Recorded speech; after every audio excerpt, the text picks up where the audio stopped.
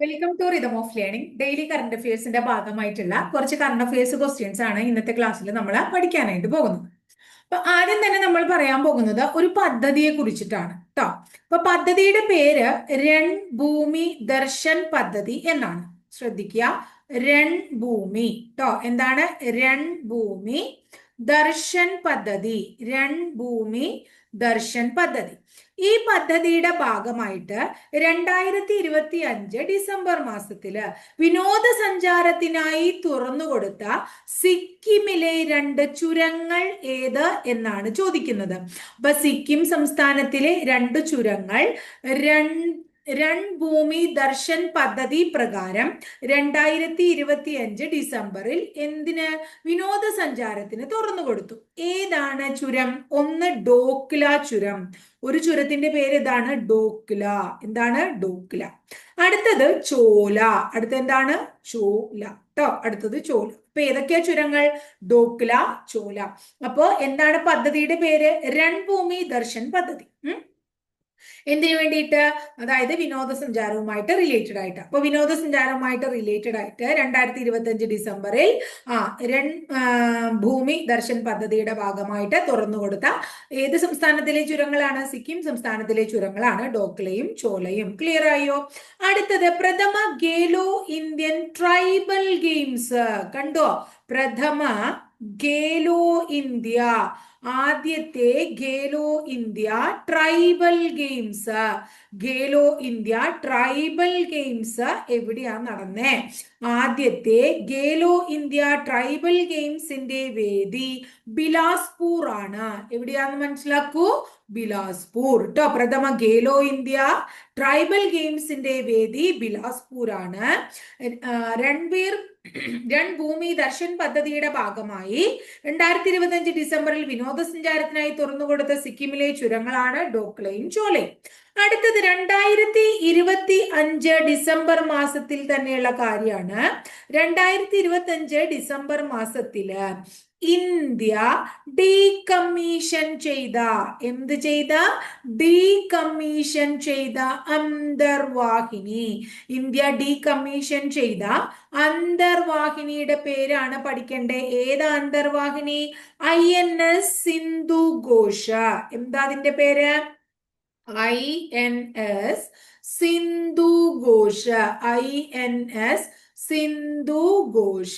അപ്പൊ 2025 ഡിസംബറിൽ India decommission ചെയ്ത അന്തർവാഹിനിയാണ് INS സിന്ധു ഘോഷ്. 2025 ഡിസംബറിൽ ഇന്ത്യ ഡീകമ്മീഷൻ ചെയ്ത അന്തർവാഹിനിയുടെ പേര് INS സിന്ധു ഘോഷ് എന്നാണ്.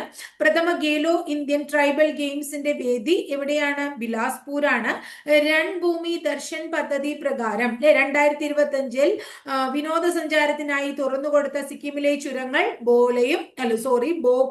ഡോക്ലയും ചോലയുമാണ്. അടുത്തത് ഏതൊക്കെ സാമൂഹിക മാധ്യമങ്ങളുടെ സേവനത്തിനാണ് കേന്ദ്ര ടെലികോം മന്ത്രാലയം സിം കാർഡ് നിർബന്ധമാക്കിയത്? അതായത് കേന്ദ്ര ടെലികോം മന്ത്രാലയം പറയാണ്, കേന്ദ്ര ടെലികോം മന്ത്രാലയം പറയണത് എന്താണ്? ചില സാമൂഹിക മാധ്യമങ്ങളുടെ സർവീസസ് പ്രൊവൈഡ് ചെയ്യണമെങ്കിൽ എന്ത് നിർബന്ധമാണ്? സിം കാർഡ് നിർബന്ധമാണ്. ഏതിനൊക്കെയാണ്? ഒന്ന് വാട്സാപ്പിന്. ഏതിനാണ്? വാട്സാപ്പ് വേണമെങ്കിലും അതുപോലെ തന്നെ ടെലിഗ്രാമിനും. ഇപ്പൊ വാട്സാപ്പ്, ടെലിഗ്രാം എന്നീ സാമൂഹിക മാധ്യമങ്ങളുടെ സേവനത്തിന് സിം കാർഡ് ആര് നിർബന്ധമാക്കി? കേന്ദ്ര ടെലികോം മന്ത്രാലയം നിർബന്ധമാക്കി. ഇപ്പൊ കേന്ദ്ര ടെലികോം മന്ത്രാലയം ഏതൊക്കെ സാമൂഹിക മാധ്യമങ്ങളുടെ സേവനത്തിനാണ് സിം കാർഡ് നിർബന്ധമാക്കിയത്? വാട്സാപ്പിനും ടെലിഗ്രാമിനുമാണ്. അടുത്തത്, നമ്മൾ രാജ്യാന്തര ക്രിക്കറ്റ് മത്സരങ്ങൾ നടക്കാറുണ്ട് അല്ലേ? ആ രാജ്യാന്തര ക്രിക്കറ്റിൽ സിംഗിൾ ഫോർമാറ്റിൽ, എന്താണ്? സിംഗിൾ ഫോർമാറ്റിൽ, രാജ്യാന്തര ക്രിക്കറ്റിൽ സിംഗിൾ ഫോർമാറ്റിൽ ഏറ്റവും കൂടുതൽ സെഞ്ചുറി നേടിയത് ആരാണ്?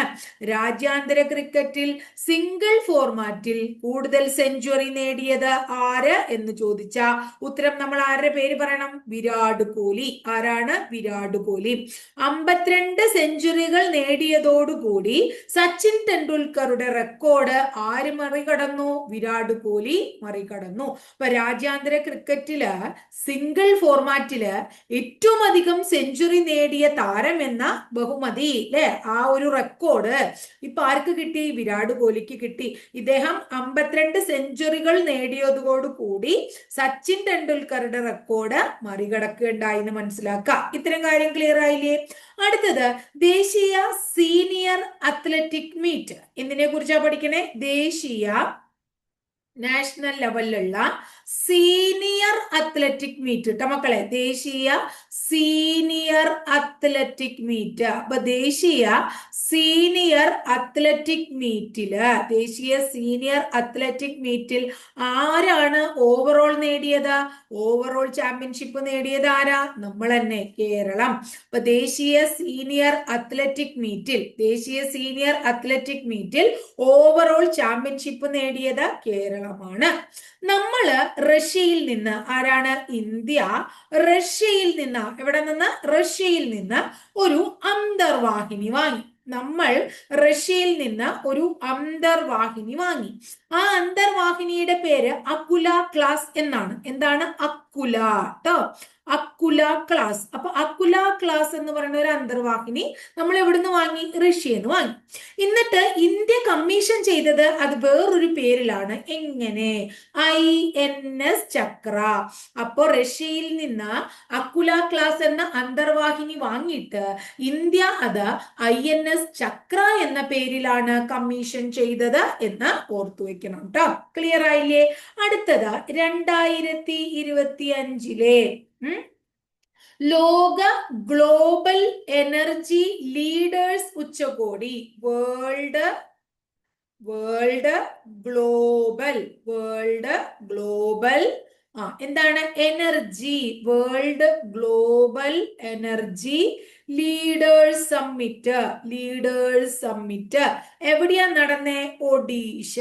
2025 world global energy leaders summit, ലോക ഗ്ലോബൽ എനർജി ലീഡേഴ്സ് ഉച്ചകോടി, ലോക ഗ്ലോബൽ എനർജി ലീഡേഴ്സ് ഉച്ചകോടി നടന്നത് എവിടെയാണ്? എവിടെയാ നടന്നതെന്നാ പറയണേ? ഒഡീഷയിലാണ് നടന്നേ. അടുത്ത് നോക്ക, മിലിറ്ററി അക്കാദമി പരിശീലനം. ശ്രദ്ധിക്കണം കേട്ടോ. മിലിറ്ററി അക്കാദമി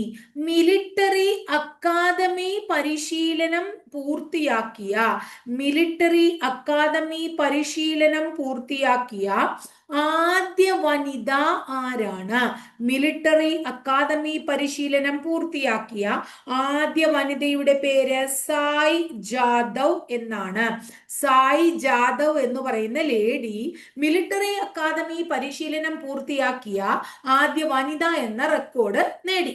അതായത് ഡെറാഡൂണിലെ ഇന്ത്യൻ മിലിറ്ററി അക്കാദമിയിൽ നിന്ന് പരിശീലനം പൂർത്തിയാക്കിയ ആദ്യ വനിത എന്ന നേട്ടമാണ് 23-കാരിയായ സായ് ജാദവ് നേടിയത്. അപ്പോ ഇതോടെ മിലിറ്ററി അക്കാദമിയുടെ 93 വർഷത്തെ ചരിത്രത്തിൽ ആദ്യമായിട്ട് ഒരു വനിത പരിശീലനം പൂർത്തിയാക്കി സേനയിൽ കമ്മീഷൻ ചെയ്തു. ക്ലിയർ ആയില്ലേ? അപ്പോ ഒരു വനിത പരിശീലനം പൂർത്തിയാക്കി സേനയിൽ കമ്മീഷൻ ചെയ്തു അല്ലെ. ആരാണ് അവര്? സായ് ജാദവ് എന്നാണ് പേര്. 99% അല്ലെങ്കിൽ 100% പരീക്ഷയ്ക്ക് ചോദിക്കാൻ സാധ്യതയുള്ള ഒരു ചോദ്യമാണ്. ശ്രദ്ധിച്ചു വെച്ചോളൂട്ടോ. ഇനി ഇന്ത്യയിലെ ആദ്യത്തെ വന്യജീവി സൗഹൃദ പാത. ഇന്ത്യയിലെ ആദ്യത്തെ വന്യജീവി സൗഹൃദ പാത ഏതാണ്? ഇന്ത്യയിലെ ആദ്യത്തെ വന്യജീവി സൗഹൃദ പാത എന്ന് പറഞ്ഞ അത് നാഷണൽ ഹൈവേ 45, നാഷണൽ ഹൈവേ 45 മധ്യപ്രദേശിലെ നാഷണൽ ഹൈവേ 45ലെ ദുർഗാവതി ടൈഗർ റിസർവിലാണ്. എവിടെ? Durgavati tiger reserve. അപ്പൊ ഒരു കാര്യം കൂടെ ഓർക്കണം, ദുർഗാവതി ടൈഗർ റിസർവ് കാണപ്പെടുന്നത് മധ്യപ്രദേശിൽ. അവിടെയുള്ള അതിൽ കൂടെയുള്ള NH45 നാഷണൽ ഹൈവേ ആണ് ഇന്ത്യയിൽ ആദ്യത്തെ വന്യജീവി സൗഹൃദ പാതയായത്. അതായത് മൃഗങ്ങളും വാഹനങ്ങളും തമ്മിലൊക്കെ കൂട്ടിയിടിച്ചുണ്ടാകുന്ന അപകടങ്ങളൊക്കെ ഒഴിവാക്കാൻ അങ്ങനെയുള്ള രീതിയിൽ, നിർദ്ദിഷ്ട രീതിയിലാണ് ഈ പാത നിർമ്മിച്ചിരിക്കുന്നത്. അതുകൊണ്ടാണ് ഇന്ത്യയിൽ ആദ്യത്തെ വന്യജീവി സൗഹൃദ പാത എന്ന് എന്തിന് പേര് വന്നത്? ദുർഗാവതി ടൈഗർ റിസർവിലുള്ള നാഷണൽ ഹൈവേ 45ന് പേര് വന്നത്. ദുർഗാവതി ടൈഗർ റിസർവ് എവിടെയാണ്? മധ്യപ്രദേശിലാണ്. ഇത്രയും കാര്യം ക്ലിയർ ആയോ? അടുത്ത ചോദ്യം, നമ്മുടെ defence research and development organisation കേട്ടിട്ടില്ലേ നിങ്ങൾ? Defence research and development organisation എന്താണ്? DRDO അല്ലെ? അപ്പൊ DRDO വികസിപ്പിച്ച എന്ത്? ഒരു ദീർഘദൂര ഗൈഡഡ് റോക്കറ്റ്. എന്താണ്? ദീർഘദൂര. അപ്പൊ DRDO വികസിപ്പിച്ച ദീർഘദൂര ഗൈഡഡ് റോക്കറ്റ്. ആ റോക്കറ്റിന്റെ പരീക്ഷണം വിജയകരമായിട്ട് നടന്നു എന്നാ പറയണേ. ഏതാണ് ആ റോക്കറ്റ്? ആ റോക്കറ്റിന്റെ പേര് പിനാക്ക. എന്താ റോക്കറ്റ്? പിനാക്ക. ക്ലിയർ ആയോ? അപ്പൊ DRDO വികസിപ്പിച്ച ദീർഘദൂര ഗൈഡഡ് റോക്കറ്റിന്റെ പേര് പിനാക്ക. DRDO വികസിപ്പിച്ച ദീർഘദൂര ഗൈഡഡ് റോക്കറ്റ് അല്ലെ, അതിന്റെ പരീക്ഷണം പൂർണ്ണമായിട്ടും വിജയകരമായി. ആ റോക്കറ്റിന്റെ പേര് എന്താ പറഞ്ഞേ നമ്മള്? പിനാക്ക എന്നാണ്. ഇനി നമ്മുടെ രാഷ്ട്രപതി ദ്രൗപദി മുർമു ഉണ്ടല്ലോ, ആ രാഷ്ട്രപതി ദ്രൗപദി മുർമു എന്താണ് പറയണേ? ഒരു എന്താ പറയാ, യാത്ര നടത്തുകയാണ് ദ്രൗപദി മുർമു. എവിടെയാ യാത്ര നടത്തിയേ? അന്തർവാഹിനിയില. അപ്പൊ നമ്മുടെ രാഷ്ട്രപതി ദ്രൗപദി മുർമു ഏത് അന്തർവാഹിനിയിലാ യാത്ര ചെയ്തേ? ഏത് അന്തർവാഹിനിയ? INS വാഗ്ഷീർ എന്നാണ് അതിന്റെ പേര്. അപ്പോ അങ്ങനെ അന്തർവാഹിനിയിൽ യാത്ര നടത്തുന്ന രണ്ടാമത്തെ രാഷ്ട്രപതി എന്ന ബഹുമതി അല്ലെങ്കിൽ അത് ആർക്ക് കിട്ടി? നമ്മുടെ ദ്രൗപദി മുർമുവിന് കിട്ടി. അപ്പൊ ആദ്യത്തെ ആളാരാ? APJ അബ്ദുൽ കലാം. അപ്പൊ ആദ്യം നമ്മുടെ അന്തർവാഹിനിയില് യാത്ര ചെയ്തത് ആരായിരുന്നു? നമ്മുടെ APJ അബ്ദുൽ കലാം ആയിരുന്നു. രണ്ടാമത് ഇപ്പോ രാഷ്ട്രപതി ദ്രൗപദി മുർമു അന്തർവാഹിനിയിൽ യാത്ര ചെയ്തു. INS വാഗ്ഷീർ അതിലാണ് അവർ യാത്ര ചെയ്തത്. ക്ലിയർ ആയില്ലേ? അടുത്ത ചോദ്യം എന്താണ്? രാജ്യത്തെ ആദ്യത്തെ, നമ്മുടെ ഇന്ത്യയിലെ ആദ്യത്തെ എന്താണ്? തദ്ദേശീയ. അപ്പൊ ഇന്ത്യ ഉണ്ടാക്കിയതാണ് തദ്ദേശീയ. ഇന്ത്യയിലെ ആദ്യത്തെ തദ്ദേശീയ MRI സ്കാനർ. ഇന്ത്യയിലെ ആദ്യത്തെ തദ്ദേശീയ MRI സ്കാനറിന് നൽകിയിരിക്കുന്ന പേര് എന്താ അറിയോ നിങ്ങൾക്ക്? 105 ടെസ്ല. 105 ടെസ്ല. ഇത് ബാംഗ്ലൂരിലെ ഒരു സ്റ്റാർട്ടപ്പ് കമ്പനിയാണ് ഉണ്ടാക്കിയേക്കണേ. അവരുടെ പേര് വോക്സൽ ഗ്രിഡ്സ് എന്നാണ്. അതും കൂടി ഒന്ന് ഓർത്തു വയ്ക്കുക, വോക്സൽ ട്ടോ. അപ്പൊ വോക്സൽ ഗ്രിഡ്സ് എന്ന വോക്സൽ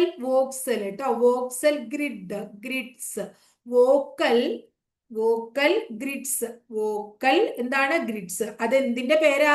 ഒരു സ്റ്റാർട്ടപ്പ് കമ്പനിയുടെ പേരാ vocal grids.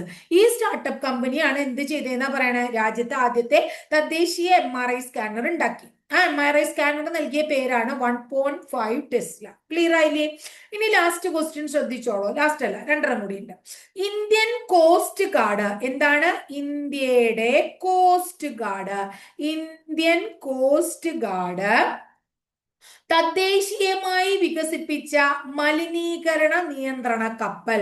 Indian coast guard തദ്ദേശീയമായി വികസിപ്പിച്ച മലിനീകരണ നിയന്ത്രണ കപ്പൽ എന്താണ്? മലിനീകരണ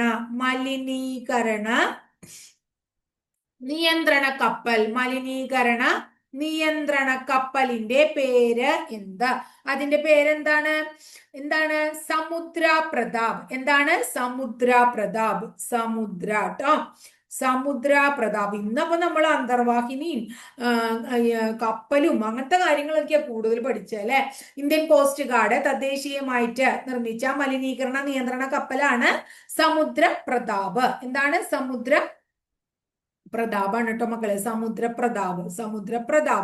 അടുത്തത് നമ്മൾ ശ്രദ്ധിക്കേണ്ടത്, സർക്കാർ നിയന്ത്രണത്തിലുള്ള ആണവോർജ മേഖലയിൽ നിയന്ത്രിത രീതിയിൽ സ്വകാര്യ പങ്കാളിത്തം അല്ലെങ്കിൽ വിദേശ പങ്കാളിത്തത്തിനൊക്കെ അവസരം ഒരുക്കുന്ന ഒരു ബില്ല് ലോക്സഭ പാസാക്കി. ആരാണ് ലോക്സഭ? എന്താണ്? സർക്കാർ നിയന്ത്രണത്തിലുള്ള ആണവോർജ മേഖലയില് നിയന്ത്രിതമായിട്ടുള്ള രീതിയിൽ എന്ത് ചെയ്യാം, സ്വകാര്യ വിദേശ പങ്കാളിത്തമൊക്കെ കൊണ്ടുവരാമെന്ന് പറഞ്ഞിട്ട് ഒരു ബില്ല് ലോക്സഭ പാസാക്കിയതാണ്. ആ ബില്ലിന്റെ പേര് എന്താണ്? ശാന്തി ബില്ല്. എന്താ ബില്ലിന്റെ പേര്?